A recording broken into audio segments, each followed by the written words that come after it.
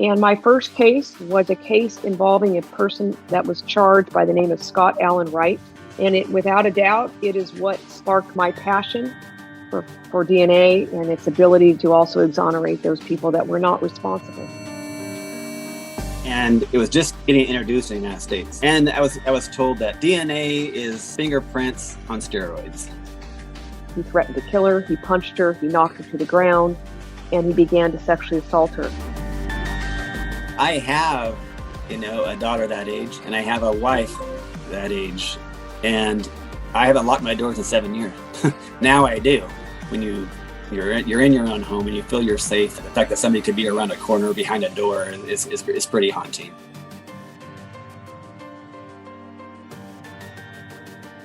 I am Anne Marie Schubert, and this is Inside the Crime Files.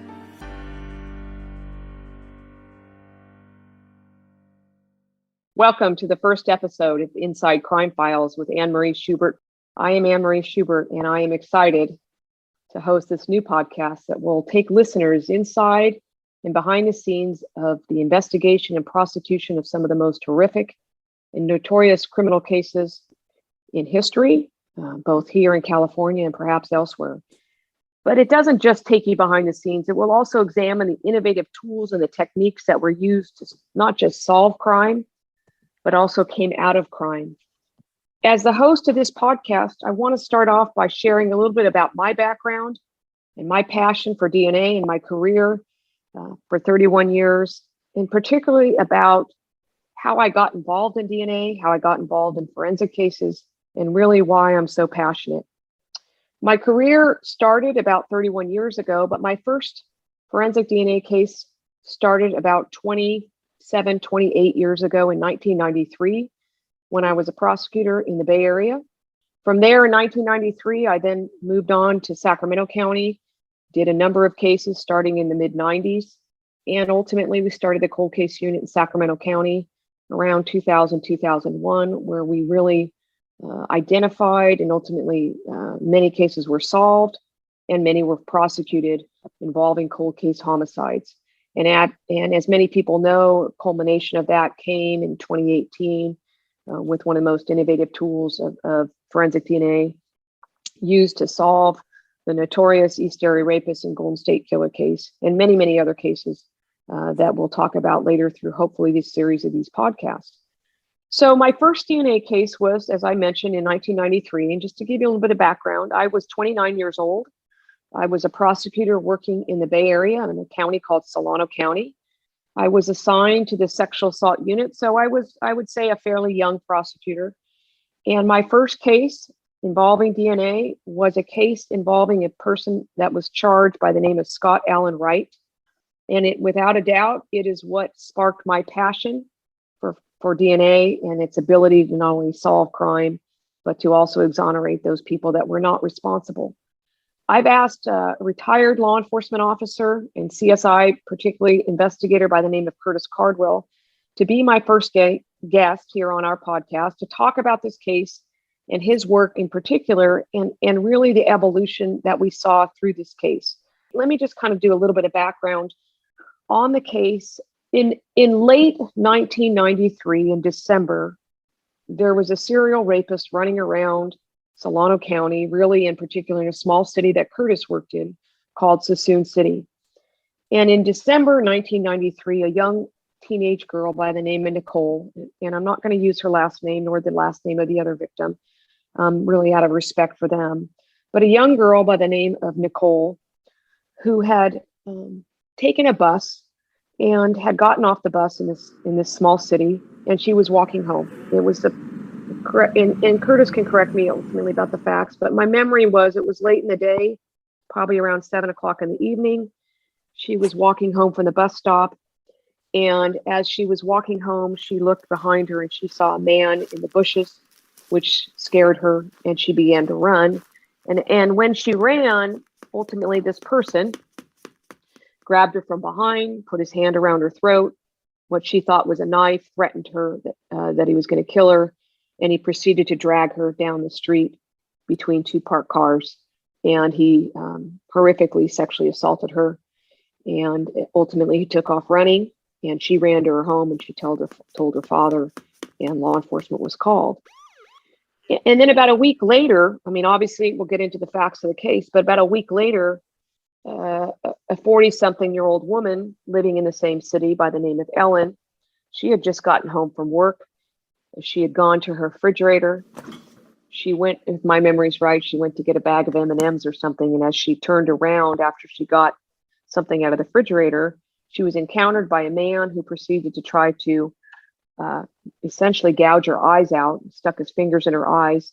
It startled her, obviously. She screamed violently, and quite honestly, a very serious fight ensued.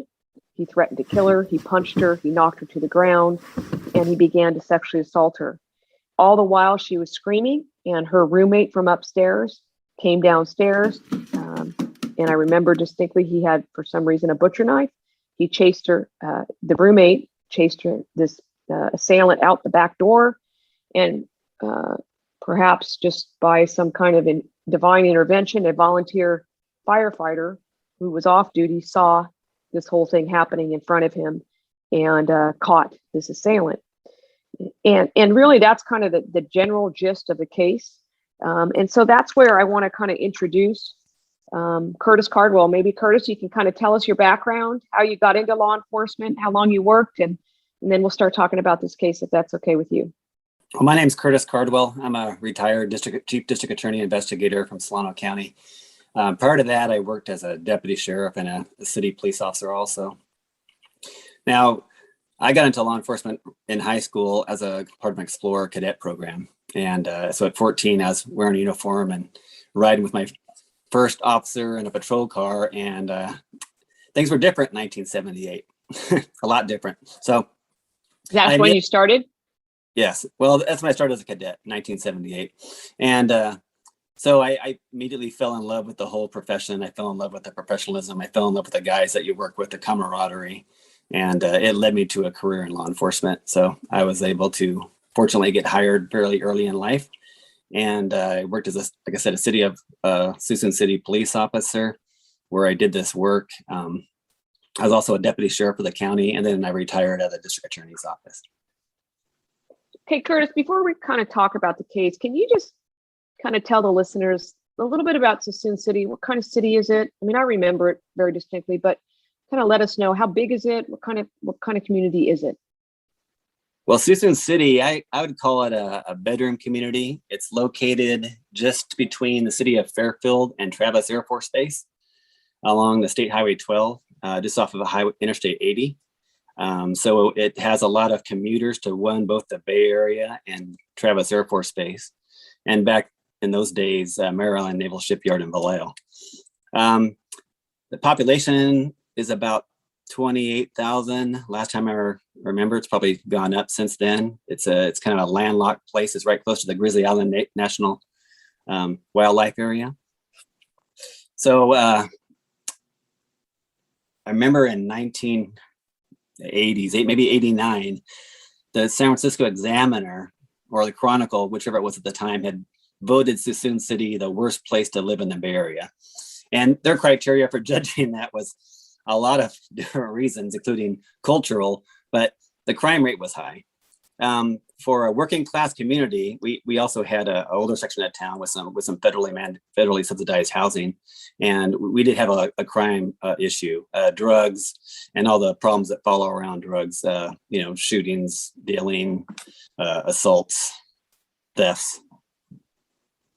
Yeah, those types of crimes. But I mean, then when we move forward to 1993, my memory from this particular case is, these particular crimes occurred in really pretty decent parts of Suisun City. I mean, I remember Lawler Ranch was one of the areas, but am I right on that? That these were, fairly Yes. safe areas of the city where these crimes occurred. Yeah, this is where I lived, not very far from where this incident happened. And Lawler Ranch, where the second assault occurred, was, probably the nicest neighborhood in Suisun, and I think it still is a nice neighborhood.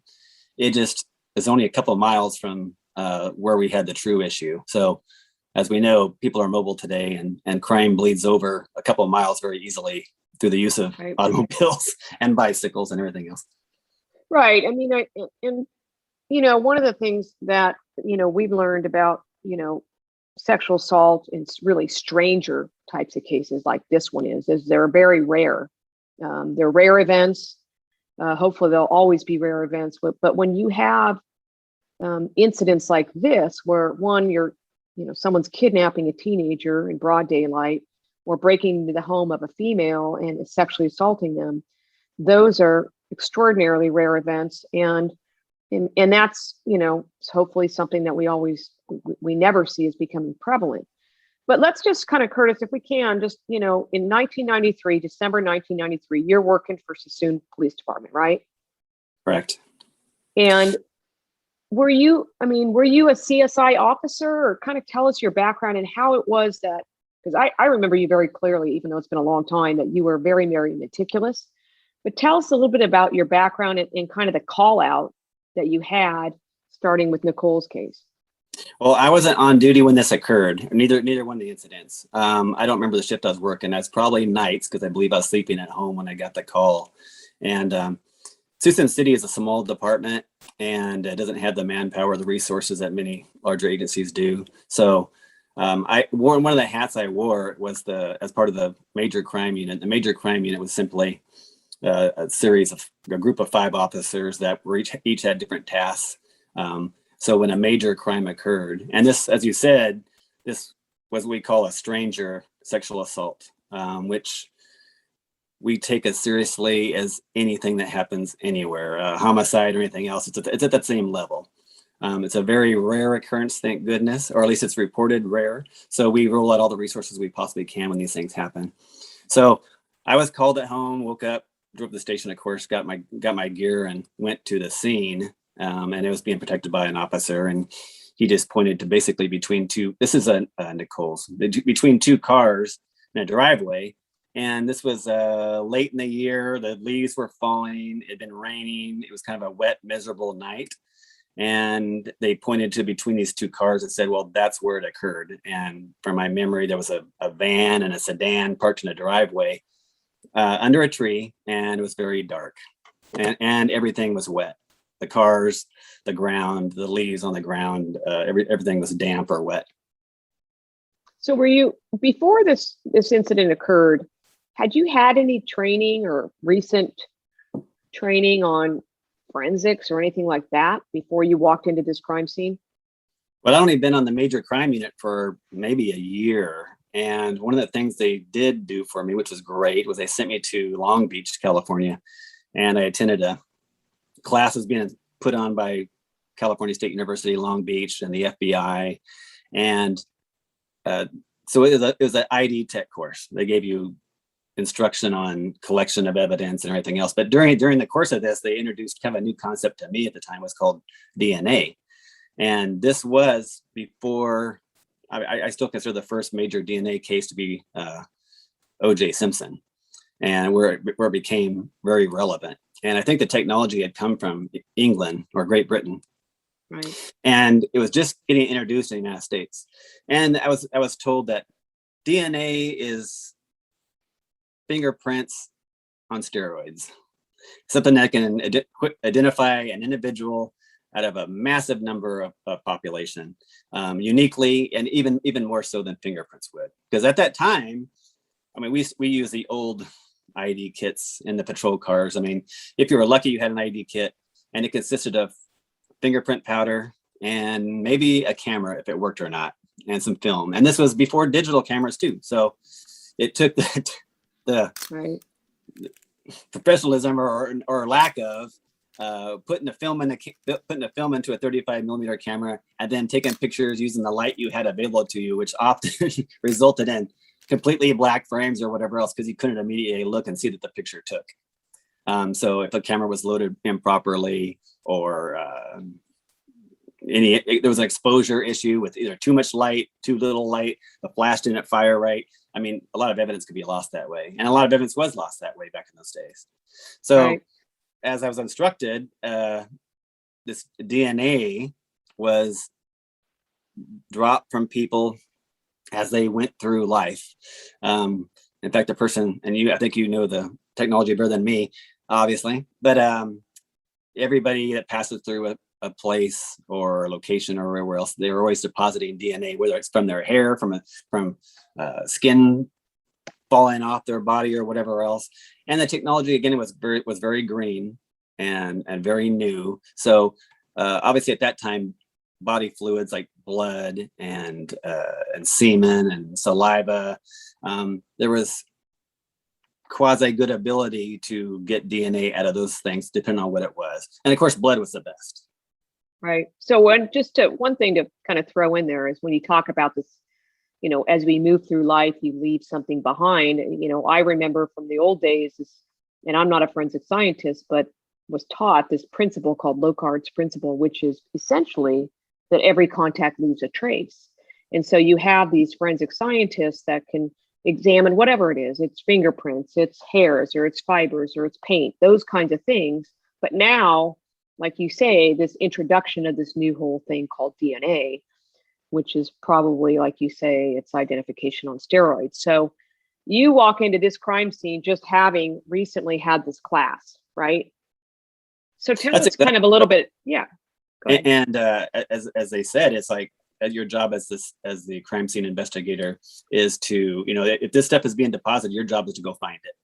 And again, at that time, there wasn't a whole lot of, there wasn't an industry out there for the collection of it. So a couple of police-related companies sold kits for collection of stuff, but a lot of times we use sterile swabs that you would use in a hospital setting to gather that kind of thing. And of course, all of our work is collected by a police officer. We're not criminalists, and I wasn't a criminalist.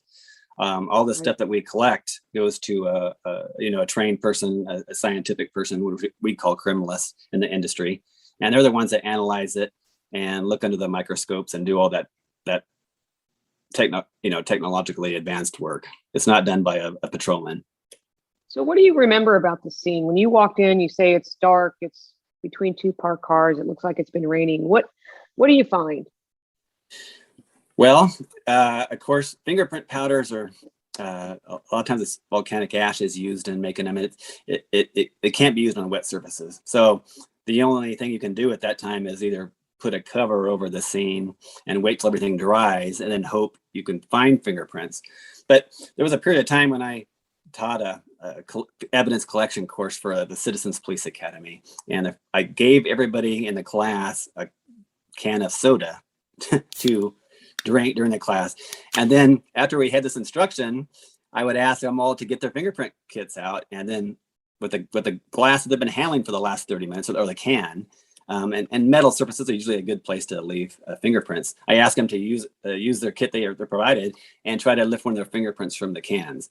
And the vast majority couldn't lift anything. And even though they knew they were holding that can. So fingerprints are very transitory. It's sometimes they're there, sometimes they're not. Just because there's a lack of one doesn't mean somebody wasn't there. It means you failed to collect it. And I think that's a good example of the fact that you could be someplace, you can touch things, and you can still not lift a fingerprint. So this scene was horrible from that perspective. It was a wet concrete driveway, and it was covered with leaves. Everything was wet. The two cars were wet in between. So I just begin what you normally do is you photograph the scene as you roll up. You take it from every different angle. You try to, and it was dark, so you try to use a light you have available or use a flash to do that. And take pictures. I usually would do a sketch and then enter the scene and try to start looking for things of physical evidence. A cigarette butt that might have been thrown or discarded, something that fell out of somebody's pocket, clothing. This is where you look for bullet casings and that kind of thing. And you'd also look on the building, the structures, the cars for anything where a bullet may have passed through, if a gun was involved in the case, or some place that the person may have touched. So it was a horrible scene, obviously, for getting fingerprints. But as I was looking closely on the ground with my flashlight, I could see a group of, a lot of leaves that had been matted, like somebody had walked on them or some activity had occurred on them. They were kind of semi-shredded, if that makes any sense. Right. And with the light at an oblique angle at one time, I saw what looked like some body fluid and maybe a little bit of blood mixed in with something else. So I just collected those leaves, noted where they were collected from, is between the cars, and packaged them in a bag so they could air dry naturally. And Of course, when you collect body fluids, you have to make sure things dry before it goes into packaging, because it may be weeks, months, years before that evidence is ever analyzed. So Right. you let it dry out, keep it in a brown paper bag, typically that's able to breathe a little bit and not get mold and mildew type issues. And you send it off to the DA's office and hope that a brilliant young DA can figure it out.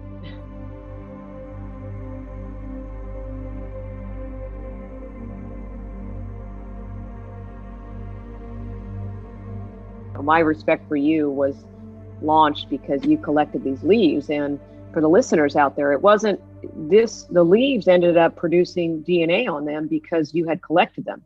Now, in addition to that, this young female obviously had gone to the hospital and had a kit of evidence collected from her, which became also a critical piece of evidence ultimately when we went to trial. But for me, I think what was so impeccable in this case was the level of detail, Kurtis, that you demonstrated. And I mean, who gets DNA off a leaf? I mean, that was very powerful evidence. But then I want to now walk to kind of the next scene. And there was other stuff done on this case, on Nicole's case, to prepare us for trial. I mean, for the listeners too, a sexual assault kit in those days is two parts. It was side A was for the suspect, side B was for the victim, and they both collect blood, they both collect hairs, they both collect, they do combings and everything else. But the kits are very separate and unique. And that kit, this was the early days. And at that time, there are specially trained nurses today called, usually part of a SART team or sexual assault response team. And they're nurses who have received special training in how to do this. So when you have a victim, you take them to the local hospital and take them to the emergency room, and they attend to any kind of needs that they may need to attend to. But when the evidence collection is done from a victim in a hospital setting, it's often in a special room, and a nurse that's on call is called to this hospital to collect it. And like I said, she has training and experience in collecting specific things for the sexual assault kit. So they're the ones that do that. And I shout out to them because they do amazing work. And prior to the SART teams, and this was all happening pretty same in the middle of the 90s, but doctors did this collection work. And of course, doctors are famous for not wanting to come to court. So this whole SART team was started, and Solano Napa County had a combined team, and they were wonderful. Kurtis, I want to talk about the next scene, which was about a week later. Now keep in mind, the first incident, which happens, I think around December 9th, obviously a very serious case. The police department's working aggressively, trying to identify who this person is. And then all of a sudden, a second one happens about a week or so later, involving this woman named Ellen. And so you, I assume, get called out to that one as well. So the guy tries to breaks in, assaults her, and then ultimately flees out the backyard. So tell us a little bit about that scene. Well, the same results for me. I was home sleeping when I got the call to come in for this case. And as I remember, Miss Ellen was driving home from work and had just arrived at her house and entered the house. I don't know if she came to the front door of the garage, and she was in the kitchen when she was alerted that somebody was in the house with her. Very different than the first assault, where a young girl was walking along a dark street and she was grabbed by an assailant and dragged around the corner and into a driveway that was, with the view hidden. Ellen was in her own home, where you feel most safe, and attending to just things you do when you walk in the door at the end of a business day. You look for something to eat real quick, start changing clothes and that kind of thing. I believe that some part of that had happened.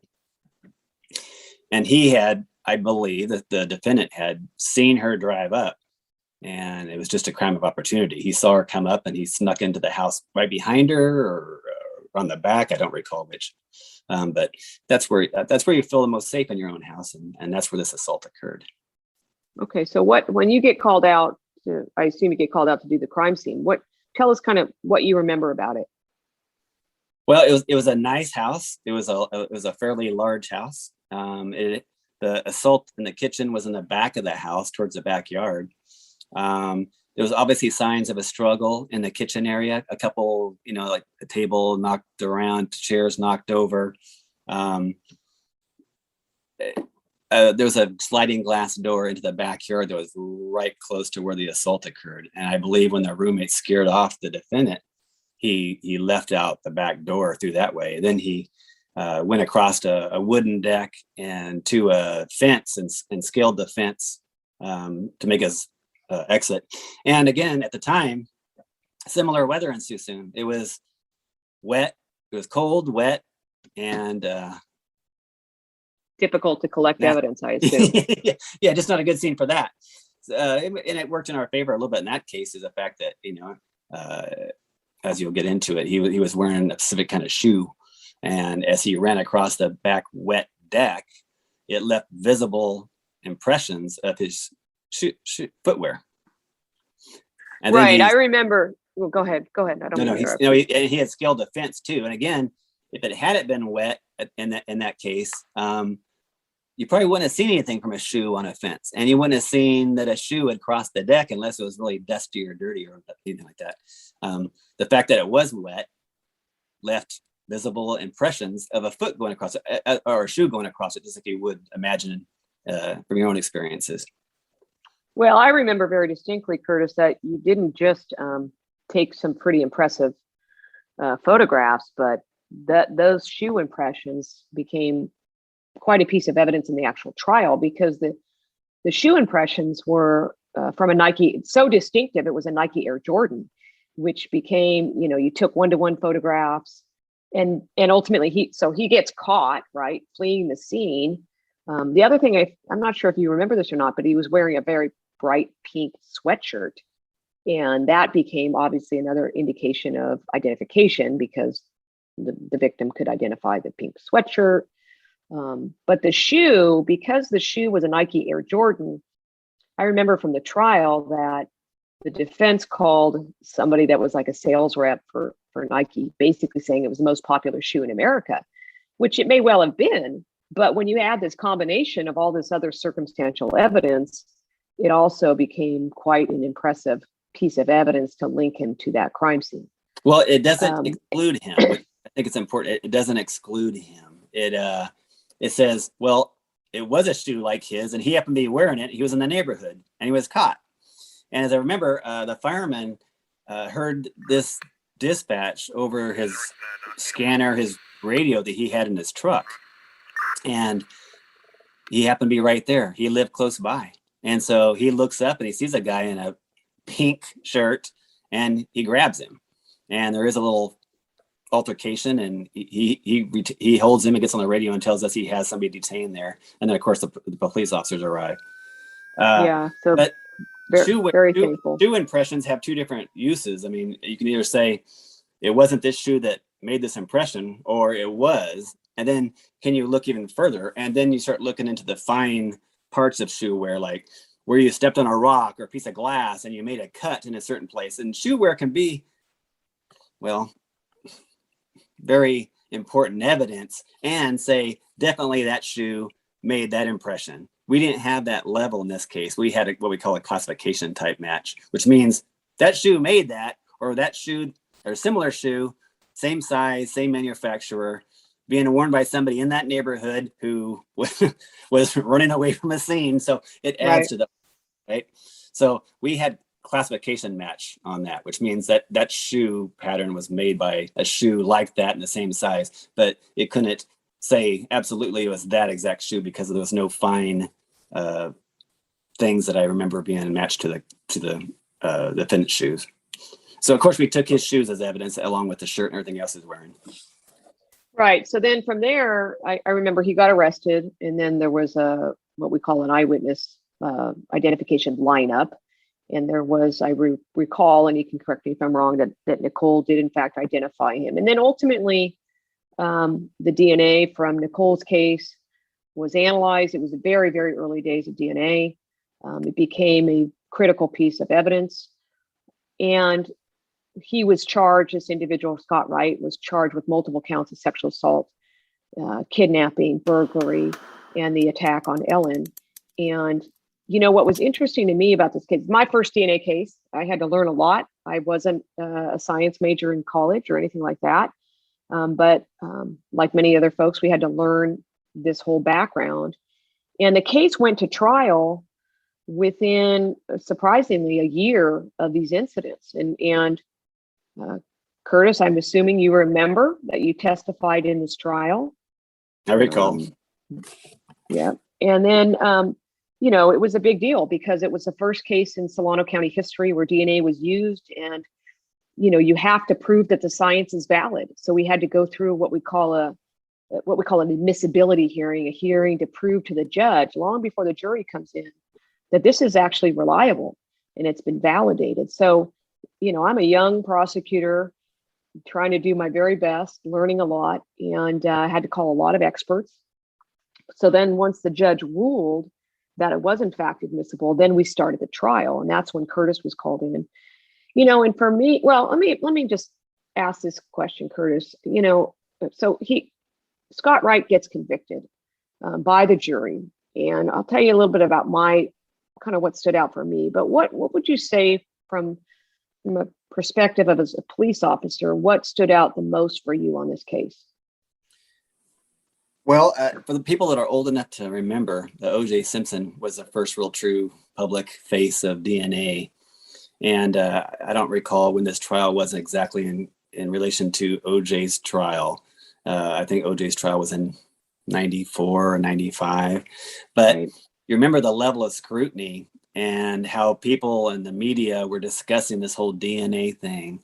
And of course, he had there's a lot of issues with the whole DNA, with the whole OJ case, the fact that he was famous and the level of violence involved. I mean, there's so many different factors involved, and then the racial aspect of it and all that was going on. But this was pretty close to the same time. So I think what you had to do was put on a mini version of OJ Simpson's trial, which was taken to the next level. I think we can agree on in the level of what was going on in that courtroom and what was allowed to go in the courtroom. I mean, he had 5 defense attorneys, a team of defense attorneys representing him, and 2 prosecutors.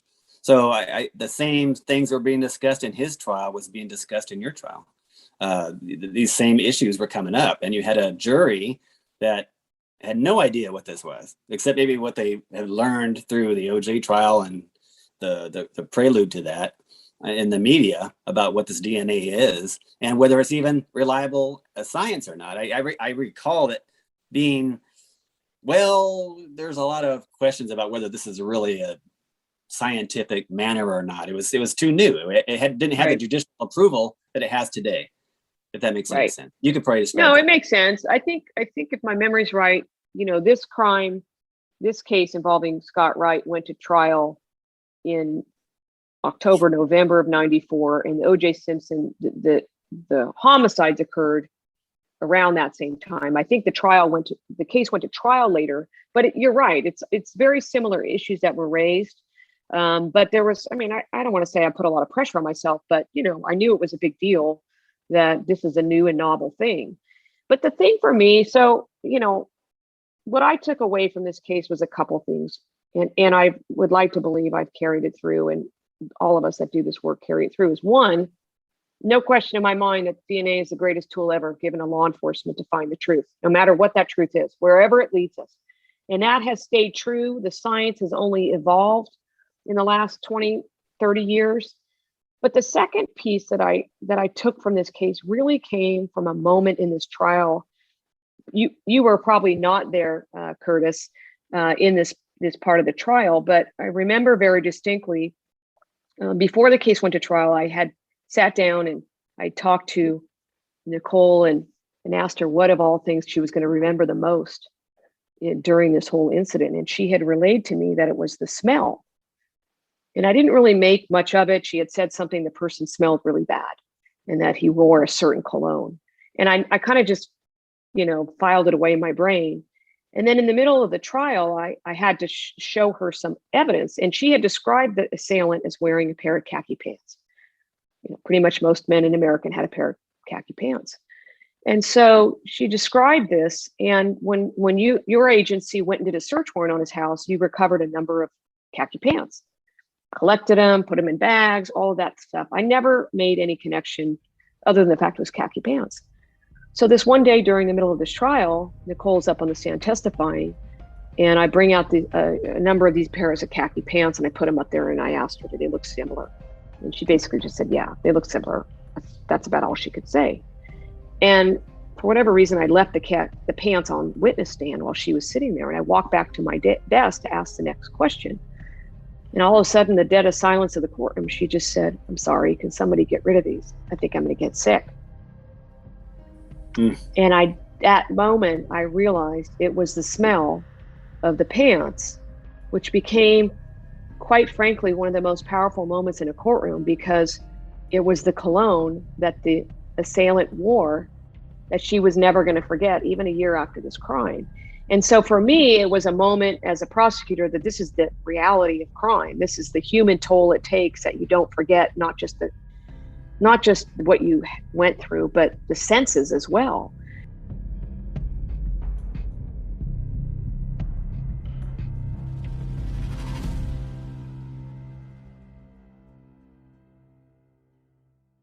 Just kind of wrapping this all up, one, your role in this case was critical because you were able to collect that critical pieces of evidence that ultimately led to this man's conviction.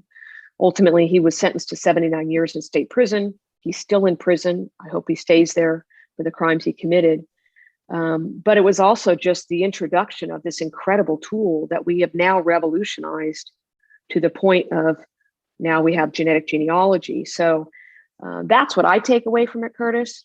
But I cannot tell you how impressed I was with your diligence on this case. Anything else I'm missing? Kurtis? Appreciate that. From the 20s or 30s, they managed the FBI's fingerprint database. And when you're arrested for certain crimes, back then it wasn't misdemeanors, only felonies when you got your fingerprints submitted to the FBI. And then they, using their techniques of that era, classify them a certain way and using the minutia. And they have a database of these things. So when you get a fingerprint, if they've been introduced to the system some other time by an arrest, then you could have their fingerprints on file to compare your fingerprints at the scene against. And the same with DNA. After DNA took off, the CODIS was developed, and that's I think it's combined DNA index system. Correct. So they maintain that. The FBI maintains that, and when you collect DNA, you can now go right to, again, that DNA has to be on file in CODIS for it has somebody to compare against. If you haven't been arrested for a felony in California or whatever they are in other states, misdemeanors, and it hasn't been uploaded to the DNA database of the FBI, then you have to go out and start looking for your suspect at large. You don't know who your suspect is. You have a database, or you have a profile that's been generated by through the evidence, but you have nobody to compare against. So it's still a fishing expedition at that time about who may have deposited this DNA if it's not known to the system already through a database. And I think what hopefully this case highlights in your comments, Kurtis, is the innovation that has really driven forensic science through the last, almost 30 years. And, for me, in this first episode, I hope the listeners find this interesting, informative, and hopefully inspiring on how the power really of forensic science and really DNA as well has progressed. And you kind of gave us that history and how we've progressed truly exponentially over the last several decades. And obviously we're going to just continue to grow in that field. So Kurtis, I just thank you for joining us. I appreciate your insight and your experience that you brought to this case. I hope for our listeners that you'll join us on our next episode where we go above and beyond what was done in this case. And we go behind the scenes of the Grim Sleeper, which was a notorious case that happened out of Los Angeles County. So Kurtis, thank you for joining us. My pleasure. Thank you to all the listeners.